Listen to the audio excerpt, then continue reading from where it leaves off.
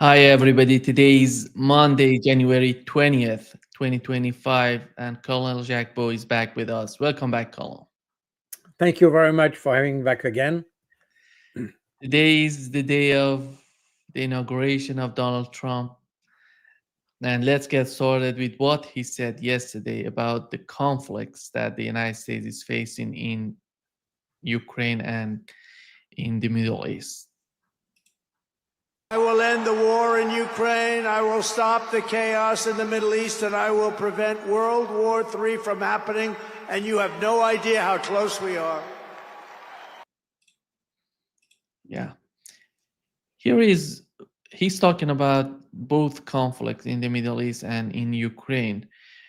And we know he tried to bring some sort of ceasefire between Hamas and Palestinians. And here is what Prime Minister of Qatar was talking about and the role of Donald Trump in the whole situation in the Middle East. That we have signed 2 days ago is the same framework that we agreed on in December 23, which is basically 13 months of a waste of negotiating details that has no meaning and doesn't worth any single life that we lost in Gaza or any single life of those hostages that lost their life because of the bombing, because they are among everyone else. Israel's security cabinet finally signed off on the deal after delays following internal squabbling. Qatar's prime minister says all involved must seize this opportunity for peace. I believe it's the moment for all of us today to think about what's on the broader picture. How can we have a peaceful Middle East? How can we have a Palestinian state next to Israeli state living side by each other peacefully? And that's what we are aiming for. Sheikh Mohammed Abdul Rahman Al Thani also praised President Trump and his special envoy, Steve Witkoff, for getting the deal over the line.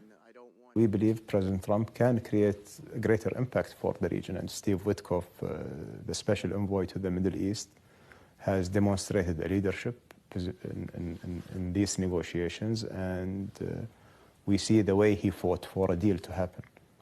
And I believe if this will continue to be the attitude and approach for the next 4 years, we can create a lot of good things for the region.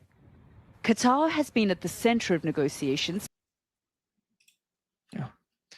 Colonel, here is the two pictures, Donald Trump and the Prime Minister of Qatar talking about the situation.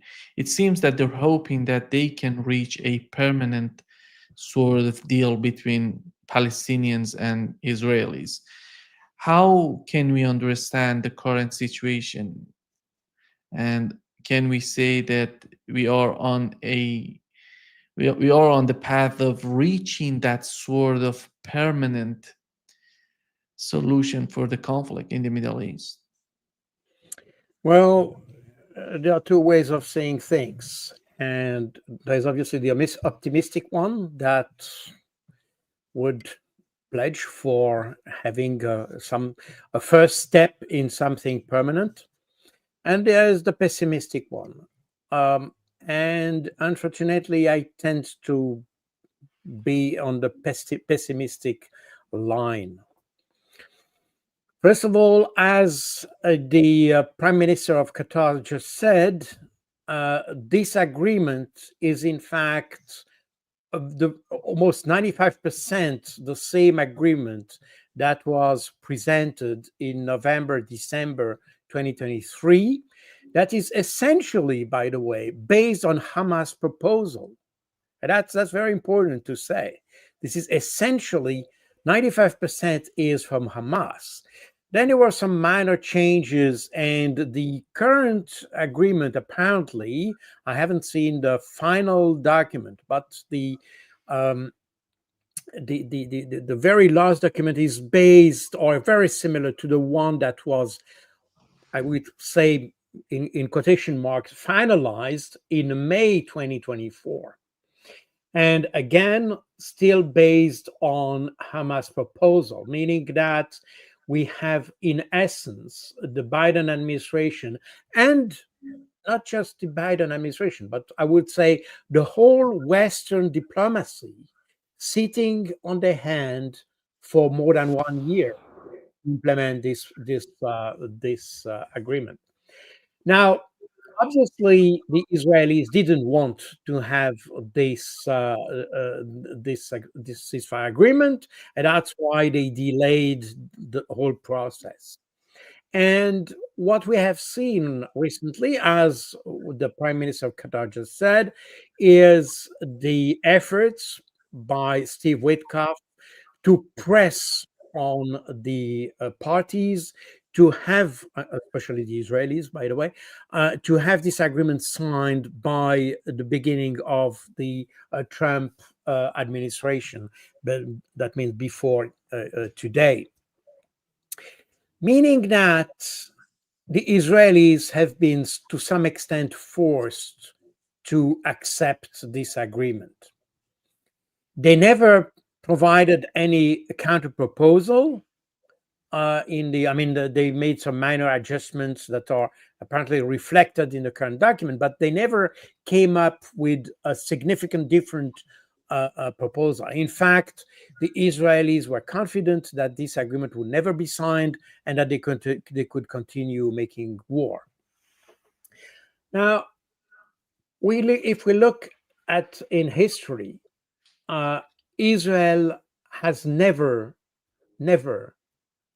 applied or abide by their own the ceasefire agreement they have signed. Never. And in my book on the Operation Flood of Al-Aqsa, I have made a count of all the peace or discussion, negotiation processes, ceasefire negotiation and talks that have been performed since the mid-90s up to now. And on every occasion, and I underlined this twice, on every occasion, the Israeli broke the ceasefire process by launching an operation. And that's very interesting. They killed, in fact, each time they killed the negotiators, the Palestinian negotiators, or people involved in the negotiation, or they made in such a way that the negotiation process was broken. And that's consistently, they have done that very consistently. And there are not hundred, but dozens of examples in my book with the dates and the consequence of the killing of these people. And the last examples were Salah al-Aruri in Beirut early last year, and the killing of Ismail Haniyeh, who were the negotiators for these for the agreements, by the way. And they were killed by Israel. And that's part of this process, or let's say the measures taken by Israel to break the negotiation process. Now, today they have been forced to sign the agreement, but I am very skeptical to the fact that the Israel can comply with the whole process. You know, the ceasefire process that has been agreed upon is a three-step process. We are now in the first one. It lasts 42 days. The second step will also last 42 days, and so on for the third step.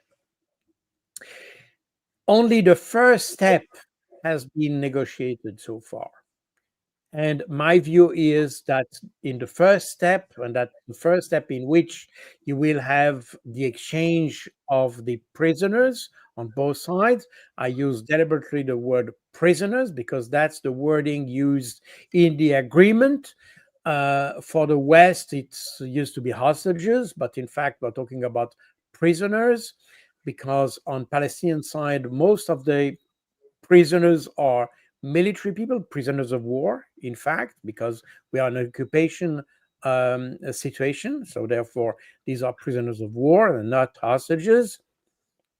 On the Israeli side, these are hostages because most of the people that will be released through the ceasefire process, these people are in fact people held by Israel without charges.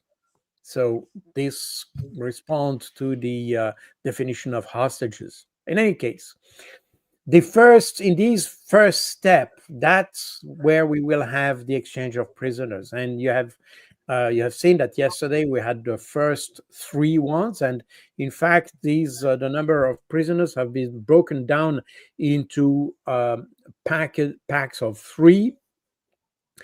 I think the Hamas anticipated the problem that Israel would not comply with the whole thing. So, since Israel wants to recover all the so called hostages, then of course that's why the whole thing was broken down into several sub steps, if you want. So, every week you will have the release of uh, three prisoners. And so, but my personal concern is that after this first step is completed, meaning that all the prisoners have been returned, or most of the prisoners have been returned to Israel, then the two other phases, the second and third, have not been negotiated yet, meaning that my view is that Israel will not negotiate that, because on the two and especially the third steps, it is anticipated that you will try to return to a normal relationship between the Palestinians and the Israelis, and that you will have a process that will be therefore having the Palestinians permanently in the Gaza Strip. And my view is that Israel doesn't want that at all, meaning that I think we'll probably, if everything goes well, will certainly, or let's say most probably, have a first step of 42 days that will unfold normally as hopefully planned. But what happens next, the second and third step, are, in my view, extremely uncertain. And there I have all my doubts that Israel will comply. Remember that beyond the discussion of Netanyahu, we had a ministerial crisis in the Israeli government precisely because of this agreement. And Ben Gvir has made very powerful declaration saying that he would quit the government and make every effort to destroy Netanyahu and the ceasefire. And he also said that he would make every effort to have Bezalel Smotrich, the finance minister, which is also ultra nationalist, ultra religious faction, and these people will go into the opposition and start to fight against the Netanyahu government. So, meaning that we haven't seen the end of the story. I understand that the Palestinians are happy of this situation. At least it's a step forward.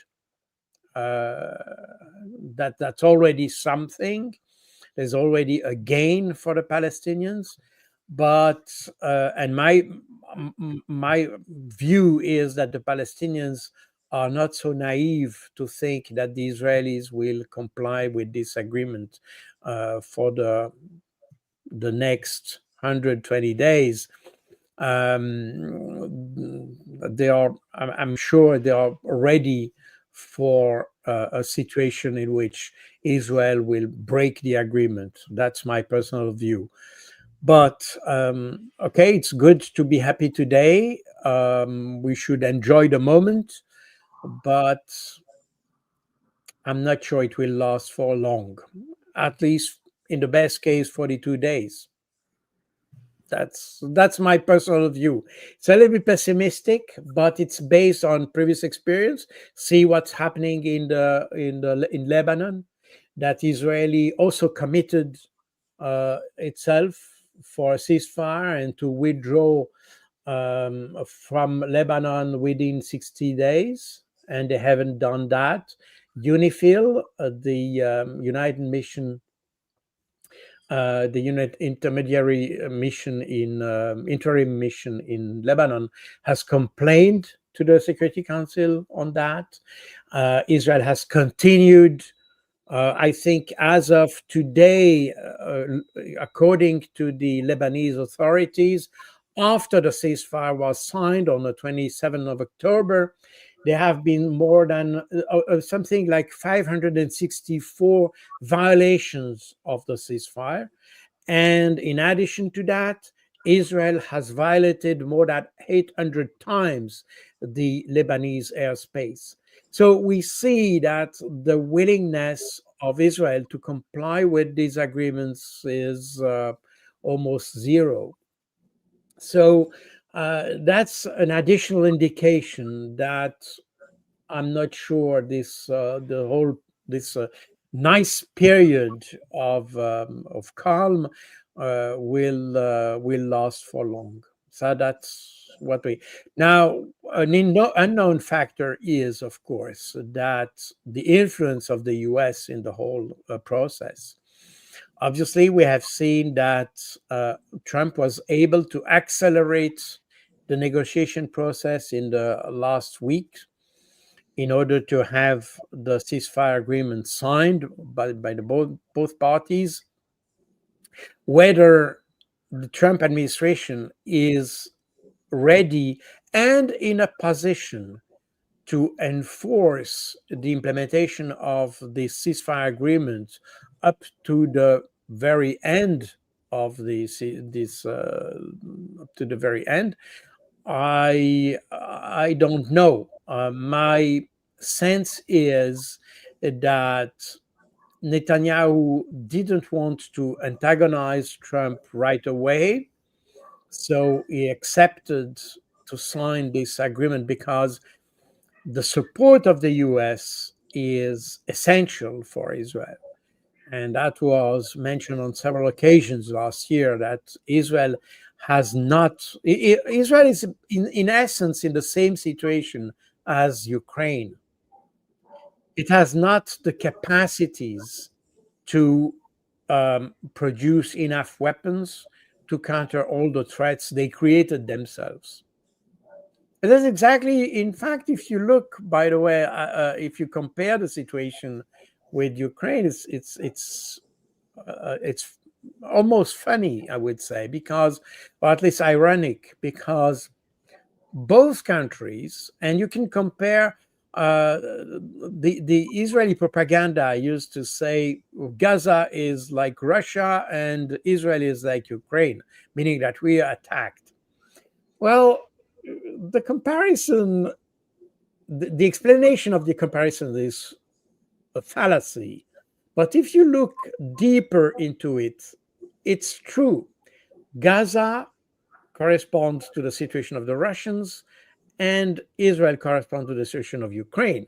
In both cases, you have a conflict that has started because a population was oppressed by the other.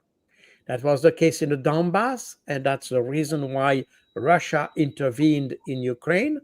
And you have Gaza, and that's the reason why they had to attack Israel, because they felt oppressed and they wanted to have to launch a process. We can discuss that later. And that prompted the reaction. On both cases, both in Ukraine and in Israel, or Palestine, you had an agreement that was existing for Ukraine. It was in March 2022 or beginning of April 2022. And for Palestine, it was an agreement that was existing in December 2023. And on both cases, you have Israel on one side and Ukraine on the other side, who decided not to comply with this agreement. And today they are forced to accept an agreement, and that's not yet the case with Ukraine, but no doubt that Trump will make every effort to force Ukraine to accept an agreement, which is less favorable than they could have 2 years ago. And for Israel, they have to accept an agreement which is today under the pressure of the outside, in a situation that is much less favorable than it was in December 2023. So it's interesting to see the parallel between the two, which is in essence interested. If you go further into the thinking, you can see it's even more troubling because this Israeli government, in fact, has exactly the same culture as the ones in Ukraine. They come from the same region. They come from Ukraine, Belarus, or Poland. I mean, the Israeli government. They are from this extraction, and you can see a similarity in the approach to the conflict. Both governments, I mean, the Israeli one and the Ukrainian one, consider an enemy as subhuman on both cases. And on both cases, you have laws that explains that. So it's not just an intellectual posture, it's also a legal posture. And both have been, in fact, opposed to the determination of an enemy that in the first step, or at the beginning, both Russians and Palestinians considered their adversary as rational. And that's exactly the reason why the Palestinians in October 2023 started this Operation Al-Aqsa Flood. The idea was it was a double. There have double ideas behind this, double objectives. The first one was to collect prisoners in order to force Israel to come back to the table of negotiation. And the second aspect of the Al-Aqsa flood was to, I would say, to make, to not to promote, but to bring the light on the Palestinian problem. And in fact, what you see is that the Palestinians didn't expect to have this irrational response that the Israeli brought with the destruction of population and maximal destructions and all that. They didn't expect that. They expected the Israeli to be rational, exactly the same as the Russians expected the Ukrainians to be rational, which was what led to the agreement in March 2022. But then we have the irrationality coming on board, and both Russians and Palestinians noted that they were fighting against an irrational adversary. So it's very interesting to see those parallel situations that we have in both cases. That can absolutely be explained by the very ideological and cultural nature of those who are the leadership in Israel and in Ukraine. So the same causes have the same effects, and we are in both cases in a situation where Israel is in a desperate situation, both tactically and strategically, as it is in Ukraine. And in both cases, the leadership will be forced into unfavorable agreement because they were not able to identify or to anticipate how the situation would evolve. So I think it's a very interesting situation that we are witnessing here. But on both sides, we see also that, both sides, on Israel's side and in Ukrainian side, we see that the leadership is not ready to to some compromise, because the compromise would indicate or be the sign of some kind of capitulation or weakness. And that's exactly what they don't want. And that's the reason why we see that the Ukrainians have shown absolute willingness to negotiate, as we have seen in Israel. And my view is that Israel has been forced to that. And as a result, we may have in the future Israel exiting the agreement. That's my personal, based on experience. As you mentioned, the situation with Ben Gvir in Israel, he says two things that are important. First of all, he wants the continuation of the conflict in Gaza, and the second, he says that they couldn't defeat Hamas, which is important for the situation that Israel is in right now. Their economy is not doing great. They're totally dependent on the United States in terms of military power and weapons they're receiving from the United States. And after all, he wants the continuation of the conflict. Do you think that they really believe that they can defeat Hamas? Because they destroyed Gaza, they leveled Well, everything, and they want the continuation. It doesn't seem that would be the case, because Anthony Blinken recently said, just 3 days ago, said that Hamas has recruited more forces than they have lost during this conflict. absolutely. And that's, again, we are back to the comparison with Ukraine, because on both cases, you find kind of nihilistic approach to the conflict. They are ready to accept the self-destruction in order to continue their ideological objective. And that's extremely disturbing. And that's part of what I explained before, what you can define as irrationality into that. Because, first of all, rationality in the case of Israel and Palestine would have been to find a negotiated way, not just now, but 50 years ago or so. What several politicians, Jimmy Carter, the late Jimmy Carter, tried to do in the 70s with the Camp David Accords, and Bill Clinton also tried with the Oslo Agreement. And on the Israeli side, you had Yitzhak Rabin, who also tried to have some kind of agreement.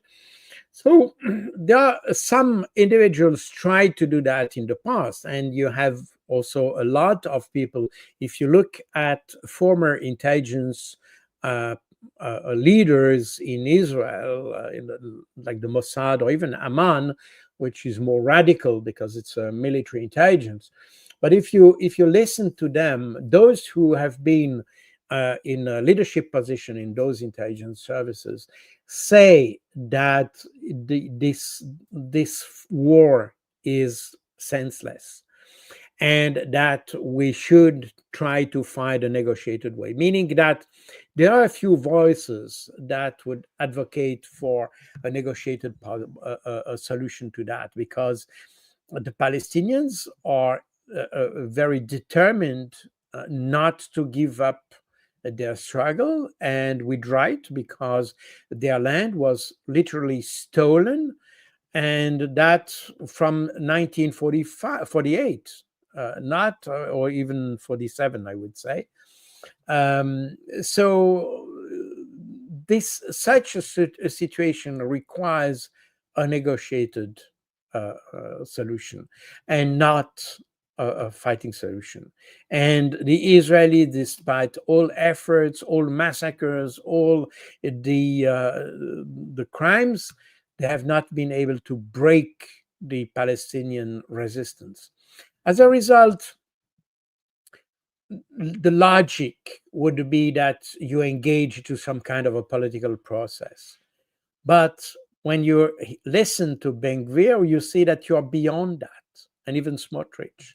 And these are the guys who even advocate the idea of having this greater Israel, to have Damascus as part of Israel, and all that. So we are no longer in the world that was shaped in 1945 based on the rule of law and all that. We are beyond this with Israel. We are in a kind of ideological, mythological understanding of the world, and that's something extremely disturbing, in fact, because it goes beyond everything that we have learned in Second World War, and that led to the new world order created in 1945 with the creation of the United Nations. We are beyond that with Israel, and that's an extremely dangerous situation, because that means that these guys are ready, in fact, to go to, I mean, they would even accept a global Holocaust just for the sake of having their ideas fulfilled. So this is just insane to some extent, and we see that at the end of the day, what prevails is the reality of the terrain. And that's probably the reason why we have the Palestinians who are on the right side of history for that.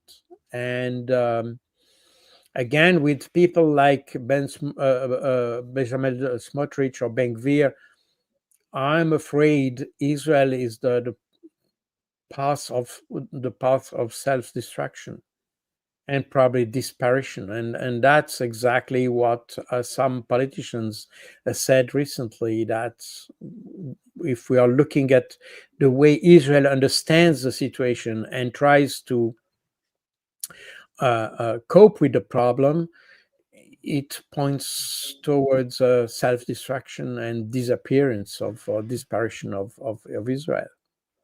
So I don't know what I can say more. Yeah, because if we assume that Donald Trump sees the bigger picture of the Middle East, that's why he tried to do this sort of ceasefire in between Israel and Hamas. And if we assume again he wants to go to the end of this sort of negotiations, as you mentioned, phase 1, 2, and 3, and can we understand what would be the policy of Donald Trump in the Middle East in order to bring some sort of hope to the situation of Palestinians? Does this administration recognize the importance of the countries in the Middle East, a better relationship between the United States and these countries? I'm talking about Shia, Muslim, all of them together, because all of them, after all, we know the public opinion in all of these countries are support in the case of Palestine. Well, I think the way the Trump administration understands the conflict, and that applies to Ukraine as well, by the way. I'm not sure these are peace lovers. They don't want to have problems. I mean, Trump was elected with the idea of developing the US, having unemployment, to curb unemployment, to build new jobs, to create new jobs in the US, to restore the US grandeur, and to restore the economic power of the US, and not just with financial engineering, as has been done in the past 30 years or so, but by having an industrial engineering that, in fact, made the success of the US in the after-war years. And that's what he wants to restore. That's why he said, by the way, that he wanted to have to reshore the industry in the US, and to take the jobs that were outside and to bring them back to the US. So that's the priority. That will cost money, that will cost effort, that requires priority on rebuilding infrastructures and roads and railroads and power grids and whatever you need to restore this industrial power. So I think the vision of the Trump administration is to focus on this reconstruction on the continental US. So that means that they would avoid to have any kind of distraction, financial, political, intellectual distraction with other conflicts. We've seen that the Biden administration, for instance, focused completely on the Ukraine. I think that was the main priority of the Biden administration. That was Ukraine, and as a result, it forgot everything about how to develop the U.S. and poverty increased in the U.S. and so on and so forth. So that's exactly the opposite of what Trump wants. And therefore, he wants to get rid of all these liabilities that these conflicts are. Ukraine is a liability because Europe and European countries are not able to support Ukraine in the war. Therefore, Ukraine needs the US, and the European even needs the US. I mean, they are the warmongers in Ukraine or for Ukraine, but at the same time, they don't have the means to support Ukraine, meaning that even the Europeans needs the US to apply this warmongering policy they want against Russia. So and that is a lot of money for and a lot of resources, and not just money, but it's a lot of resources in terms of industrial resources, economic resources, intellectual resources, political resources, effort, diplomatic, and so on. So Trump wants to stop that because Ukraine is a black hole in which the US is pouring a lot of money for no result. So that's the reason why Donald Trump wants to stop that. But it's not because he loves Ukrainians. I think it's important to understand that. I mean, he doesn't care about Ukrainians. He care probably a little bit more about Russians, not because he loves Russians, but because Russia is an important piece of the international order, especially when it comes to the relations with China. That's the reason why probably Donald Trump pays more attention to Russia than it pays to Ukraine. In the Middle East, it's almost the same situation. I mean, Israel is pushing to have a regional war because the idea of the Israelis is to have the US physically involved in the region, because they see their future related to the US military presence in the region.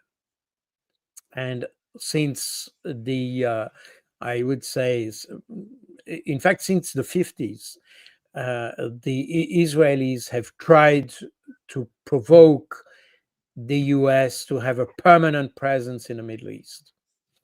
And that was almost achieved with the interventions in Iraq and then Syria. But eventually, the US has understood that it was also endless war. So you're pouring a lot of money for no result.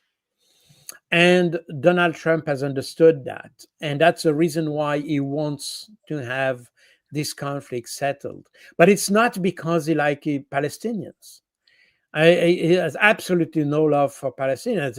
I think he even made declaration that, in fact, he would prefer to have Israel on the whole region. I mean, meaning that the occupied territory should be given to to Israel. Period. So it has absolutely no consideration for the Palestinians whatsoever. It just wants to have the situation settled somehow, not even justly or legally settled, but settled. So, and that's the reason why he pressed to have this agreement implemented in for Gaza. But he has no consideration for the Palestinians. So don't expect Donald Trump to be an ally of the Palestinians. It's definitely not the case. He will remain an ally of Israel. He has said so several times, and I think we have to acknowledge that. But again, realpolitik, that means the real politics, means that you have to cope with reality. And the reality is that the conflict in Gaza was leading nowhere, that the idea of attacking Syria or South Lebanon in order to provoke Iran and eventually have kind of a conflict with Iran, this is something that Donald Trump doesn't want. In addition to that, on the 17th of January, you have certainly noted that Russia and Iran signed a comprehensive strategic cooperation agreement, meaning that today it becomes even more tricky to trying to create some kind of regional conflict involving Iran. So everything is there points at a settlement for the Palestinian problem, and I think the U.S. under Donald Trump will try to have this settlement. But again, the name of the game here is avoiding any further involvement of the U.S. in the region rather than pleasing the Palestinians. It's not that. But they also realize that if they want to have, remember these, the Abraham Agreement, so the Abraham Accord, or the normalization agreement that you may have between, let's say, in particular, Saudi Arabia and Israel.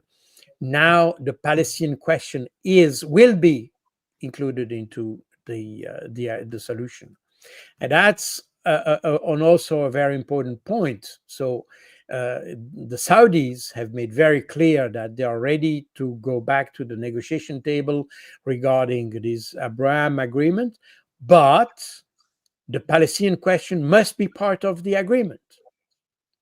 And that's in fact what the Palestinians aimed at by launching their operation in October 2023.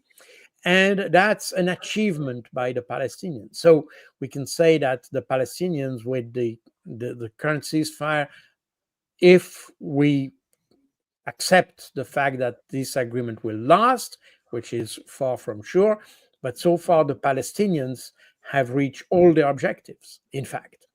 And the Americans, they will not try to fight the problem with the Saudis. If the Saudis want to have the Palestinian problem into the agreement, the US will probably go along with that, but that means that there must be a solution for the Palestinians. So again, I think the Trump administration will look to have calm in the region rather than having a comprehensive understanding of the situation. They prefer to have calm. They still want to have good relations with Saudi Arabia, and that means that the solution with the Palestinian the Palestinian problem must be addressed. So that's how I see the Trump administration in the region. But again, there is no philanthropic endeavor here. It's a rather pragmatic approach of the problem, and a situation where they want to have a free hands to make America great again. And they don't care about the rest of the world, in fact. And they prefer to have the calm in order not to be obliged to commit resources to these conflicts and to concentrate their efforts on reconstructing US and US economy, which, by the way, is in serious trouble. And I think it's probably not a wrong approach if from a US perspective. Colonel, when it comes to the conflict in Ukraine, we've learned from the Russian Ministry of Defense that the losses of the Ukrainian armed forces in the Kursk region have exceeded 53,000 people. And can we understand so far what do they want in the Kursk region while Russia is advancing on the front line, in the main line of the conflict? They're still thinking of some sort of, I don't know, miracle coming out of the Kursk region for Ukrainians. And whoever is the mastermind of these sort of activities, sort of strange strategies on the part of Ukrainians. And are we going to see more of this? Or Donald Trump would reach some sort of ceasefire between the two parties? Well, there is, if we look at the way the Ukraine has waged this war since the very beginning, I mean, we can see that there's a lot of wishful thinking. And the problem is that the narrative has become a centerpiece of the war that is waged by Ukraine against Russia. And therefore, they based everything on the narrative, and the narrative, they ended up with believing their own narrative about that. The thing is that what they wanted to do is to take a piece of the Russian territory in order to have a bargaining chip with Russia in a future negotiation. That was the idea. That's what Zelensky explained on several occasions, and also the Siersky explained that as well. So that was the name of the game, meaning that this small piece of territory, with the largest city being Suja, with something like 5,000 people or so, it's a very small town. It has strategic importance in the mind of the Ukrainians. But for the Russians, Suja, as a very small town in a huge country like, and if you look at the map, by the way, if you compare this small piece of territory with what Russia has gained in the last 2 years, it's almost negligible from the Russian point of view, meaning that the way to understand the Kursk offensive is very different from the Ukrainian side and the Russian side. For the Russians, it's a tactical issue, meaning that they can solve the issue if they wanted to do so very quickly. But for the Ukrainians, it's a strategic meaning and strategic importance, meaning that the Ukrainians have poured a lot of weaponry, and troops, their best troops, for that, because for them it has strategic importance. It's interesting to compare that the Ukrainians have committed more than 50,000, since 50,000 have been lost. I mean that the Ukrainians have committed more than 50,000 people in Ukraine, in Kursk region. And if you compare with the fact that the U.S. claimed, and General O'Malley, claimed in 2022 that Russia was about to take over Kiev with 22,000 soldiers. So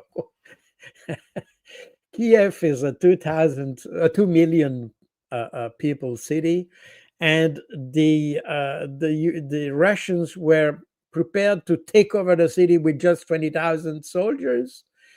And today you have the Ukrainians not being able to take over a small village of 5,000 people with more than probably 60,000, 70,000 soldiers. You see, this is. But coming back to the situation of today, since it's strategically important for the Ukrainians, this region has attracted a lot of Ukrainian resources, and they attracted resources from other parts of the front line.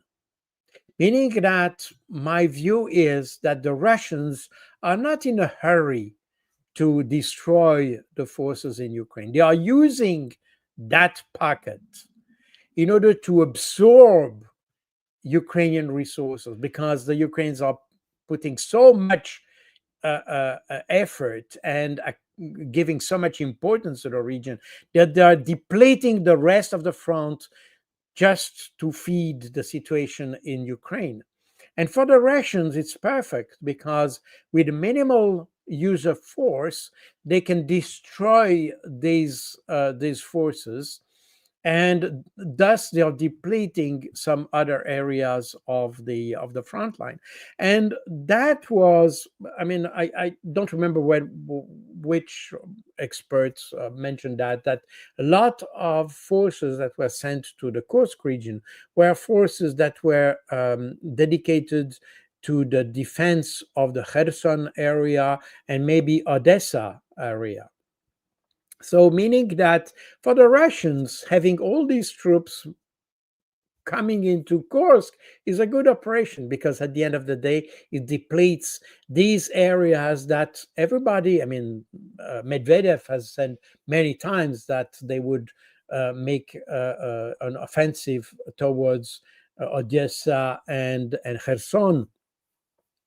So probably the Kursk episode will be an opportunity for the Russians to deplete the forces that are in Odessa and Kherson. I don't know if that's the calculus, but we may have something like this. And in fact, the Ukrainians are in fact playing that game that in fact is in favor of Russia somehow. So it's very strange. But again, we are into something that is beyond rational, because I can understand the idea, the initial idea, to make a very rapid offensive towards Kursk and the Kursk nuclear power plant, in order to have something, let's say, a real bargaining chip to discuss with the Russians. I can explain. I can understand the idea, but since they don't have the resources to implement that, they should have realized. They should have realized that it was not achievable, and they should have withdrawn and kept their forces in the main defense area, which is still the Donbass area and probably more in the south, in order to prevent the Russians to proceed with their own offensive. So they should have realized this, but they didn't. And that's where irrationality comes into the game here. Again, we are back to, again, this is you find very similar reaction with what you have in Palestine, in fact. So we have a few ideas, but when they see that it doesn't work, they double down on that, instead of realizing that it's not worth going further and stop the whole thing, withdraw the troops, and attacking somewhere else. They don't have this intellectual agility, if I can put it that way. And that's exactly the opposite of the Russians. I was listening to some commentators of the Ukraine conflict just today or so, and this commentator came back to the Kherson and Kharkov offensives of the late 2022, in September 2022 in Kharkov and October 2022 in Kherson. It was described as a success by the Ukrainians. You can say it as a success, but I would suggest that it's more a success from on the Russian side, because the Russians have identified week before the offensive that the Ukrainians were preparing an offensive. On both regions, the Russians knew they were weak. They knew it, and if you read my book on the Russian art of war and the Ukraine between war and peace, I described this, that they both region were the region where you had the weakest Russian presence. And instead of reinforcing an area they didn't plan to defend, they preferred to withdraw preventively and let the Ukrainian come in the region, and they, quotation mark, welcomed the Ukrainians with artillery, heavy artillery shelling. And in fact, both in Kherson and in Kharkov, the Ukrainians had a lot of casualties, while the Russians didn't have any, because they left before the Ukrainians came. They didn't even try to fight because they knew they were in quantitative inferiority. Instead, they responded to the offensive by artillery fire. And that's intellectual agility. You don't stick to the terrain. If you see that it's not worth it, then better to withdraw, keep your forces. You can always gain or regain territory. You cannot regain human resources. The soldiers that are dead, period. But the territory you lose, you can still regain it. And that's part of this intellectual agility that you have on the Russian side. And that's exactly this agility that they have, that in fact is the very reason behind the Russian success in Ukraine, because they know exactly when they have to withdraw, and they know exactly when they can attack. While on the Ukrainian side, you have a more, I would say, kind of a ideological stance towards this. They attack, and then they stick to the ground. That's exactly what you had in Bakhmut. But they try to stick to every square inch of the territory, and eventually they lost the territory, but they lost thousands of people for that, with, in fact, no result. So we are here, and then you have, of course, since you have this kind of lack of agility, or intellectual agility, you have to compensate with a narrative. And that's exactly the reason why you have all this narrative that Russia is losing troops and all that. And you have Zelensky claiming that they have like 900,000 or 900,000 or almost 1 million soldiers, which is obviously not the case. So you have to compensate with the narrative, and then you have to cut down every alternative narrative, because that would undermine your own narrative. And then you have all the issues regarding TikTok and Twitter and Facebook and all that, because you have to protect the narrative. Because at the end of the day, if you listen to Zelensky today, his efforts to mobilize or to continue mobilizing the Western world to supporting Ukraine is based on his narrative that they are winning, that they are achieving success, and all that. And everything is based on the narrative, not on the facts. The narrative is the keystone of the Ukrainian war. In fact, the way the leadership waged the war. And that's a situation we have since 2022. And we have exactly the same thing on the Israeli side. That's why you have to suppress every support to the Palestinians. The Palestinians have achieved all their objectives in Palestine, while the Israelis have achieved none of them. None of them. The Hamas is still there. They were not able to have the Gaza Strip under control at no point. Remember these the ambushes that you have seen in Beit Hanun or Beit Lahia, which is in the northern part of the Gaza Strip. And that's a place that has been invaded several times by the Israelis. And they claim to have under control. And still, the Palestinians were able to make a huge ambush a few days ago and kill a lot of Israelis. They were just 1 week ago. They were able to launch missiles from Beit Hanun towards Jerusalem, meaning that they were able to bring in this extremely destroyed place and several times invaded place. They were able to bring those rockets, huge rockets that are able to reach Jerusalem, meaning that Israelis have not achieved the objective of having any control over Gaza.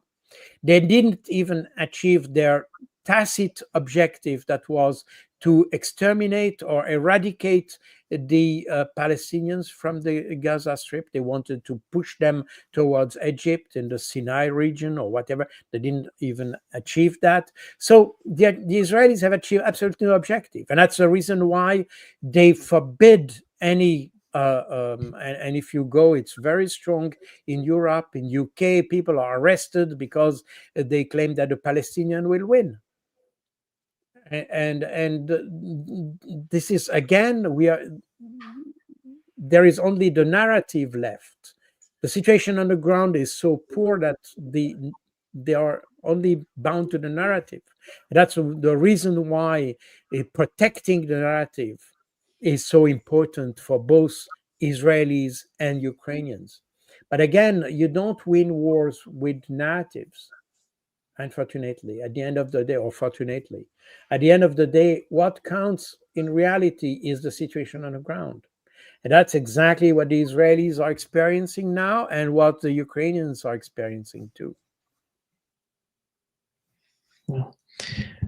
Colonel, when it comes to the conflict in Ukraine, many people are arguing that the United States and Russia can negotiate and talk about the conflict in Ukraine without Ukraine being part of this sort of talks. The other party that is so much important, in my opinion, is the European countries. And how do you see the role of the European countries? Because after all, if you remember, in December 2021, Russia was asking for some sort of new security structure for the whole region, which shows the importance of Europe and European countries in any sort of negotiations between the United States and Russia.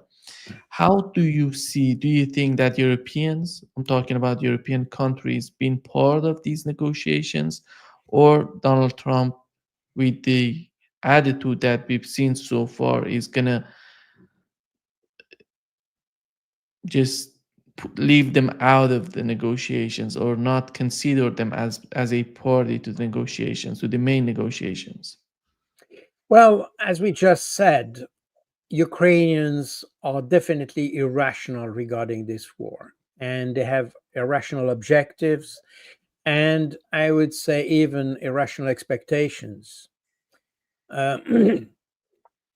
And it's interesting to see, by the way, that the leadership, the Ukrainian leadership, is not even in tune with its own population on that, because this obsession for NATO and EU and all that is not shared by the population. It's very interesting. You have a poll that was recently published by the European Foreign Relations Council, and this poll shows exactly that the Ukrainian population, in fact, would prefer to have peace rather than being part of NATO or EU, essentially. So it's quite interesting to see that. So and the US have understood that two things. First of all, they are on the key partner for Ukraine in this conflict, not the Europeans. Europeans are very vocal for this conflict, but they don't have the capacities to support Ukraine. I mean, they don't have the industrial and the military capacities to do that. But they're very vocal, that's all. So being vocal is fine, but it's not enough for the US. So that's the first point. The second point is that the European, I would say, foreign policy. I mean, the European, not the policy of individual country, which in fact is almost inexistent. But even the European Union foreign policy is also inexistent, in the sense that the European diplomacy tried to support Ukraine rather than find solution to the conflict. So they're not prepared for that at all, intellectually not, and they don't have even the credibility to do so. On the Russian side, the Russians have understood that whoever the situation, whoever the talks with them, at the end of the day, those who make the decision are the US. And that's exactly what happened in the previous discussions that they had.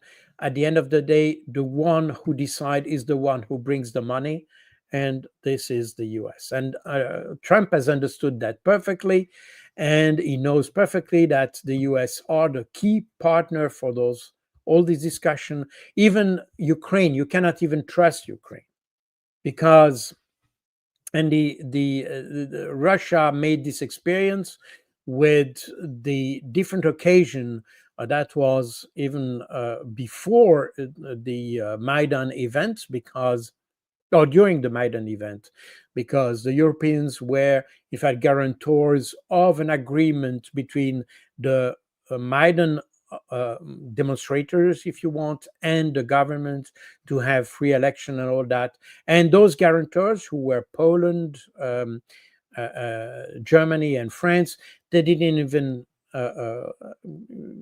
respect their own word. So, and later we had exactly the same issue with the Minsk agreement that were guaranteed by the French and the Germans, and they even failed to abide by their own word. So the Russians don't trust the Europeans anymore. Emmanuel Macron says one thing, and then they have another thing. In Germany, you have the same process. And once Scholz wants to have discussion, the other day he wants to provide new weapons. I mean, it's from a Russian perspective, it's ununderstandable what the Europeans do. So for the Russians, definitely they don't. In French, you have a say that don't talk to the saints, talk to God, not to the saints. And that's exactly what the Russians will do.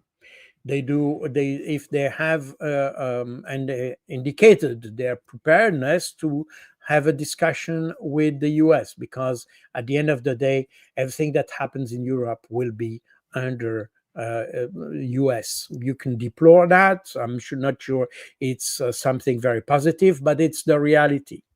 Again, whatever you think, this is the reality. And that relates to the question you ask about the security architecture, because we have currently a security architecture in Europe, which is essentially NATO.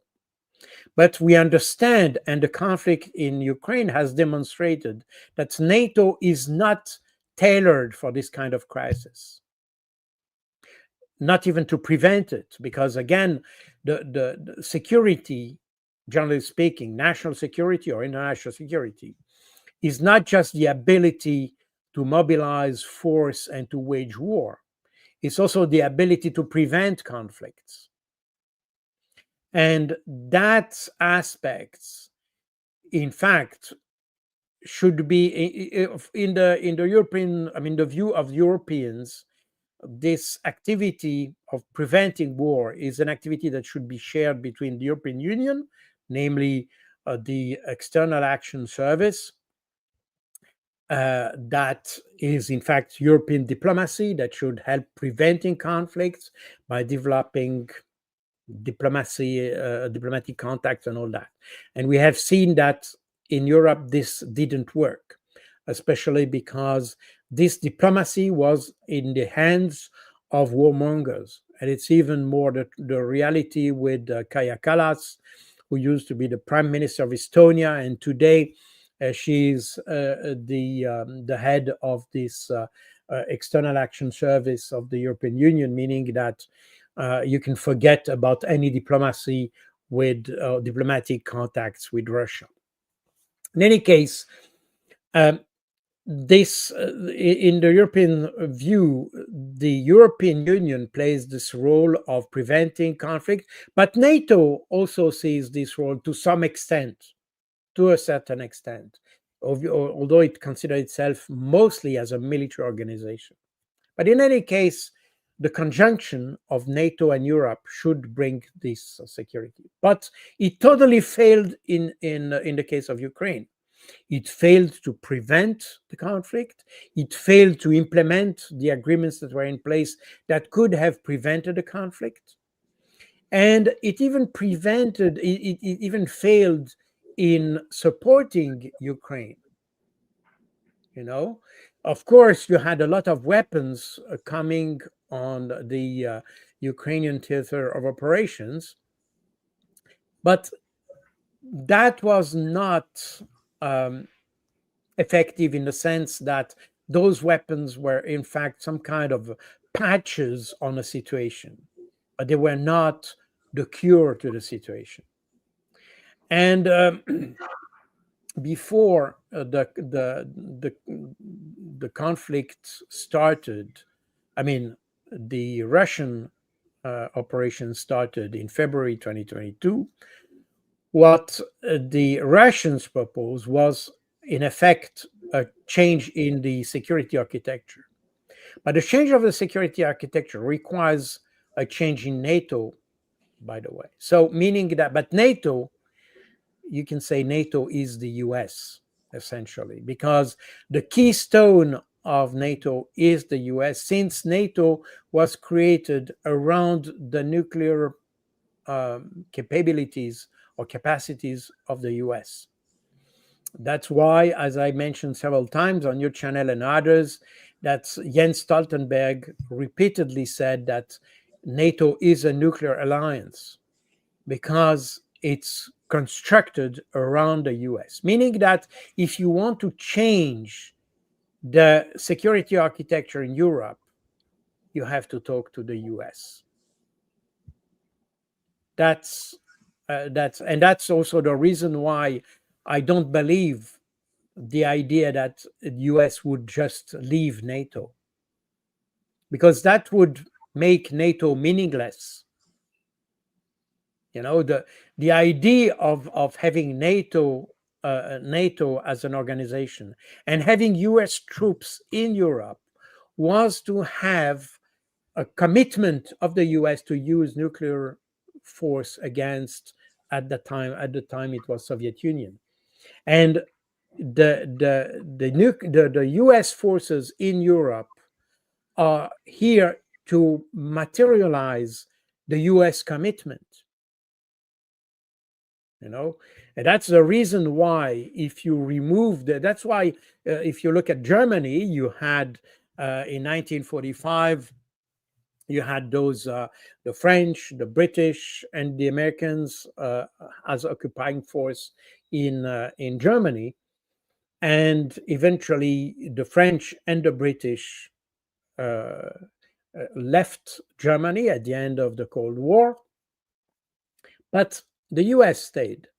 And the reason why it stayed, it's because precisely they materialize the commitment of the US in case of war, so that the US is committed to use, if necessary, nuclear forces.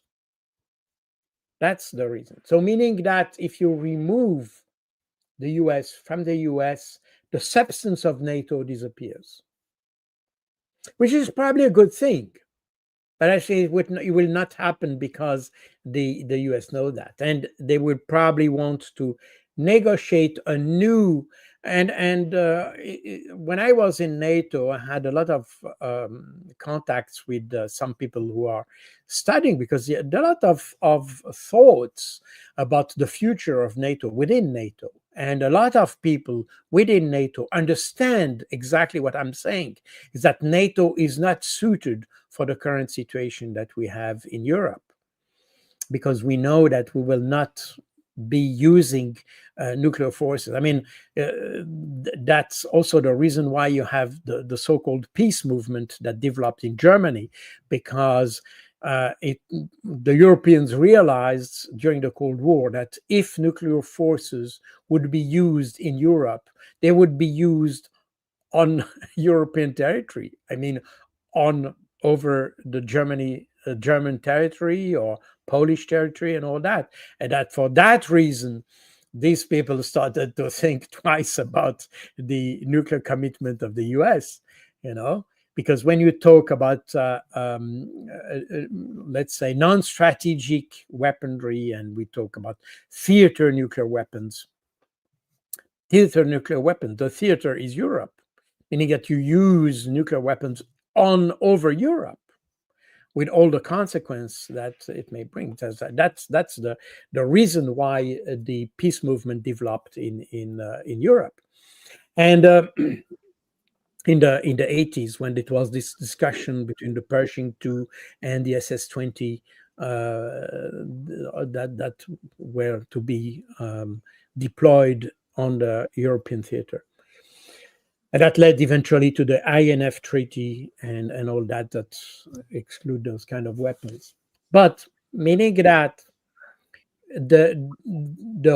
when we talk about NATO, a lot of people tend to exclude the nuclear question, but the nuclear question is at the heart of the existence of NATO, meaning that if you want to have another architecture, I mean, if we assume that nuclear weapons cannot be used on European territory, can only be used between the nuclear power, meaning that, for instance, you can use nuclear missiles on Russia, or Russia on United States or China, but you exclude all others. I mean, that's a possible view. That was the view that existed in the late 40s, early 50s, when you hadn't smaller nuclear weapons. But okay, in any case, if we exclude these weapons from the European territory, that means that the rationale for the security must be different. And that's exactly what the Russians tried to, let's say, not impose, because they were not in a position to impose that, but they tried to convince the other Western partners of having security based on cooperation rather than on confrontation. And that's what the Russians had in mind by creating the Conference for the Security and Cooperation in Europe, which later evolved into the Organization on Security and Cooperation in Europe. But that was initially a creation of the Soviets, because they realized that there is a point where you cannot use nuclear weapons. And incidentally, the whole process, it started in the 70s, where you hadn't the theater weapons yet. Then the discussion fell apart because of the theater weapons. But as soon as you had the agreement on the INF treaty, then they resumed this idea of having an OSCE and having an organization that stimulates security by cooperation. And the Russians were very supporting of this idea.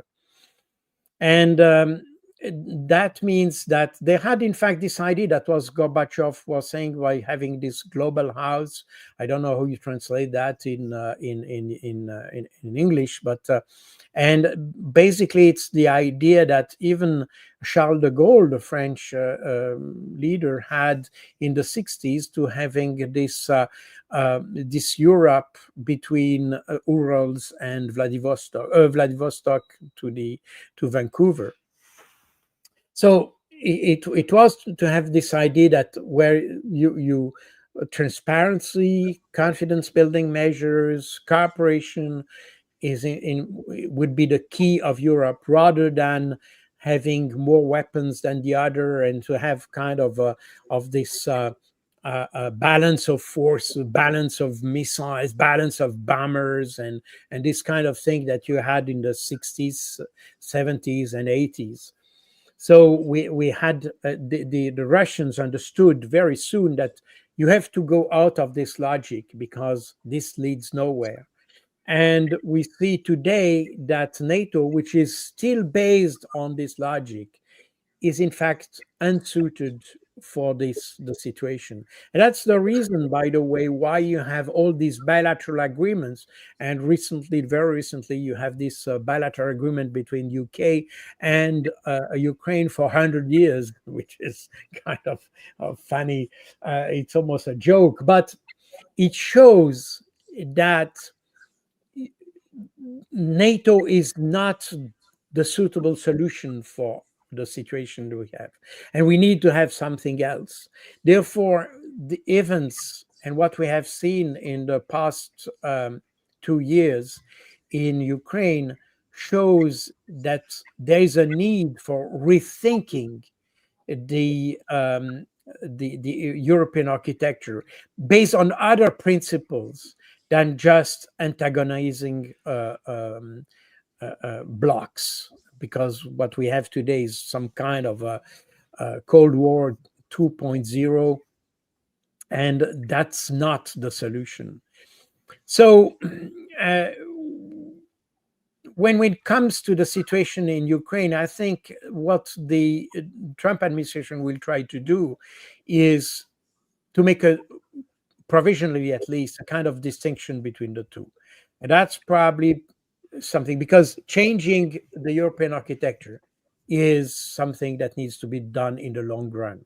You cannot solve if you want to solve the problem in 100 days in Ukraine, that will not be enough to solve the question of Europe.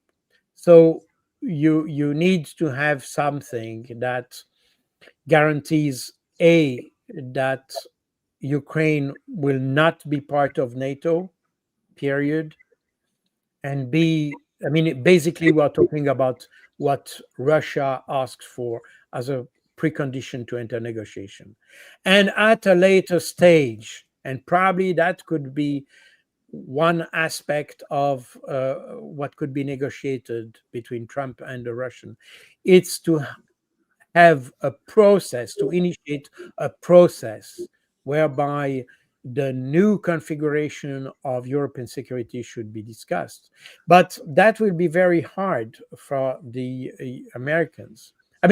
Probably less for the Americans than for the Europeans, because within Europe, you have a very strong movement that will oppose any kind of cooperation with Russia. And that's the axis that you have between Estonia and Poland, if you want. The Baltics, Poland, probably Bulgaria, these countries will probably oppose any kind of compromise with Russia.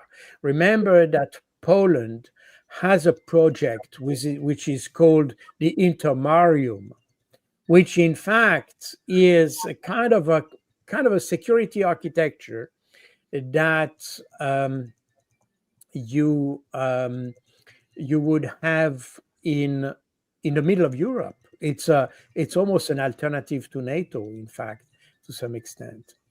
So you will have this opposition in Europe. The positive aspect is that those who are so keen to be antagonistic to Russia are the same that will follow the US. I mean, the Baltic states, Poland, are very strongly supportive of the US, and they will probably accept what US says. So that's the positive aspect. So, but I don't know. At the end, it's a whole question of the mood. Today, the mood is changing in Europe, but it remains still very much antagonistic to Russia. So I don't know. Yeah. Thank you so much, Colonel, for being with us today. Great pleasure, as always. That was my pleasure. Thank you very much. Thank you. Thank you.